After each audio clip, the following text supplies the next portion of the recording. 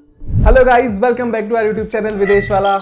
हम इस वीडियो में बात करने वाले हैं लग्जमबर्ग वर्क परमिट 2024 के बारे में। हम बात करेंगे आपको लग्जमबर्ग में क्या क्या प्रोसेस करनी पड़ेगी, क्या प्रोसेसिंग टाइम लगेगा, आप किस तरह से अप्लाई कर सकते हैं, आपकी सैलरीज क्या होंगी, टैक्सेशन क्या होगा, आपके हाथ में इन हैंड कितना बचेगा, प्रोसेस कैसा है, इन डिटेल सारी चीजें मैं आपको बताने वाला हूं। So stick around.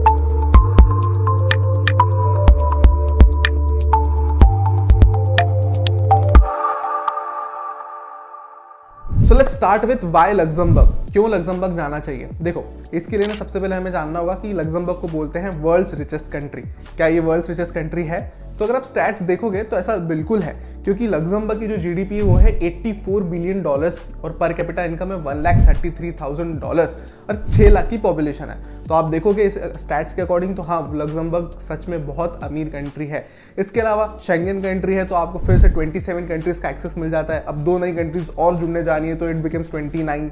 इसके अलावा सेफेस्ट कंट्री है, अनएम्प्लॉयमेंट रेट भी बहुत लो है और बहुत अच्छी इनकम है। So let's talk about salaries. आप कितना कमा लेंगे लग्जमबर्ग में? तो एक एवरेज की बात करें तो ऑन एन एवरेज लग्जमबर्ग में कोई भी 48,000 यूरोस पर ईयर आराम से कमा सकता है। और अगर आप इसे मंथली कैलकुलेट करेंगे तो ये हो जाता है अराउंड 4,000 यूरोस पर मंथ, जो कि इंडियन रुपीज में हो जाता है 3.5 लाख रुपए, which is very big amount. पर वहीं हम बात करेंगे अगर आप एज ए फ्रेशर अप्लाई कर रहे हैं, तो अगर आप फ्रेशर भी अप्लाई कर रहे हैं तो आपको आराम से मिनिमम वेज में यहाँ पे 2,500 यूरोस पर मंथ मिल जाते हैं। और अगर आप स्किल्ड हैं और फिर आप अप्लाई करते हैं तो यहाँ पे आपको आराम से 3,000 यूरोस पर मंथ मिल जाते हैं। हम अगर इनकी टैक्सेशन की बात करें तो इनका टैक्सेशन साइकिल 0 to 42% के बीच में रहता है। और हम इनकी एवरेज सैलरीज पर अगर टैक्सेशन करें जो कि 48,000 पर ईयर है, तो आपको अराउंड ईयरली आपके हाथ में 37,000 to 36,000 यूरोज आपके हाथ में होते हैं ईयरली स्पेंड करने के लिए, जो लग्जमबर्ग में बहुत अच्छी अमाउंट है। अगर हम बात करें कि इसके अलावा और क्या एडवांटेज है लग्जमबर्ग में, तो बहुत सारे एडवांटेजेस। जैसे अगर आप वर्क परमिट पे जाते हैं तो आप आपके साथ उनके स्पाउस को भी ले जा सकते हैं, तो ये बहुत बड़ा एडवांटेज है। इसके अलावा अगर हम बात करें तो अगर हम पब्लिक ट्रांसपोर्टेशन की बात करते हैं तो लग्जमबर्ग में पूरा पब्लिक ट्रांसपोर्टेशन जो है पूरी तरीके से फ्री है।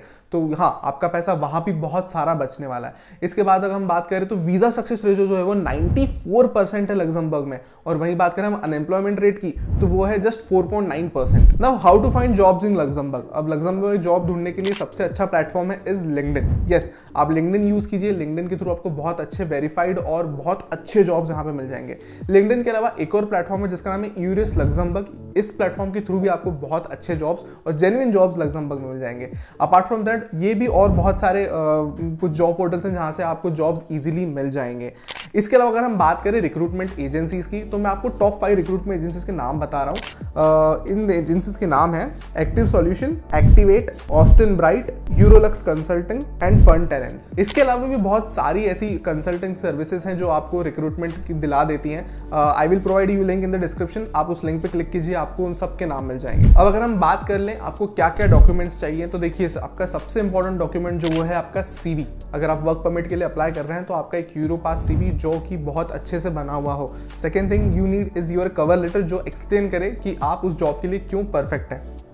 इन 2 डॉक्यूमेंट्स के अलावा आपके सारे फाइनेंशियल डॉक्यूमेंट्स और आपके सारे educational documents with a valid passport, ये सारी चीज़ें आपके पास में होनी चाहिए अगर आप लग्जमबर्ग वर्क परमिट के लिए अप्लाई कर रहे हैं तो।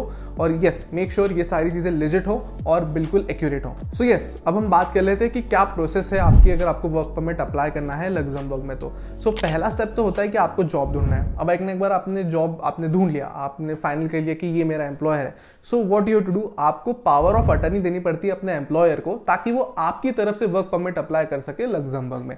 सो इसका पहला स्टेप होता है कि वो एक डिक्लेरेशन निकालते हैं, वेकेंट पोजीशन डिक्लेरेशन। अब ये वेकेंट पोजीशन डिक्लेरेशन में सबमिट करना होता है नेशनल एम्प्लॉयमेंट एजेंसी में।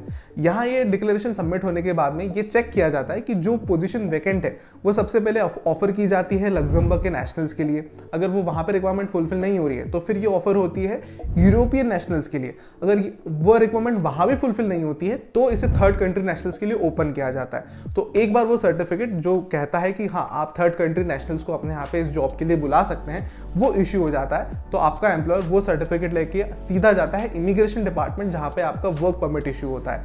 वर्क परमिट के लिए वो अप्लाई करता है उस डॉक्यूमेंट के बेसिस पे, और इमिग्रेशन डिपार्टमेंट का ये सारा काम होता है मिनिस्ट्री ऑफ फॉरेन अफेयर्स के अंडर।